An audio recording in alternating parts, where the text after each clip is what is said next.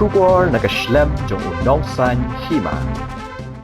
Hadin balayo Jingtei halor ke Jingtah ke Kynroh jong ke Ïingdorbar Thawaiñ ke jala.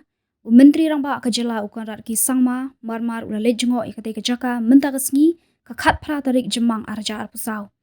Menteri rangba ulaong ba ke Jingtah ke Kynroh kemudian Jingtah Eiei ke Ïingdorbar Thawaiñ badang shushna haniu shilong namar ba ke Kynroh ke don kampaji na ke jaka. Kumjuru ulaong ba ke Kynroh lashna de ke Assembly Secretariat haki arsna menshwa omdei bashna de ke tenat PWD. Ulaong ru ba ke daw jong ke Jingkhyllem ke Kynroh ke dei na ke Jingtah ke Kando. So there was some reports regarding some collapse of the retaining wall here in the Assembly Secretariat, in the new Assembly complex. So I have come here today to look at this. I got a call yesterday from the Honorable Speaker, and he had asked me to also look into the matter.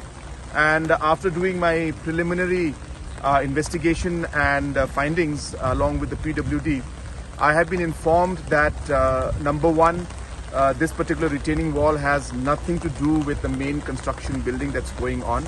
In fact, we have been told that it's impossible to reach that location from here. It's very far away down in the sloping side, that side. Number one, so therefore it is it is not at all connected with this building construction. It's a completely different project going on, which is quite away from here, number one.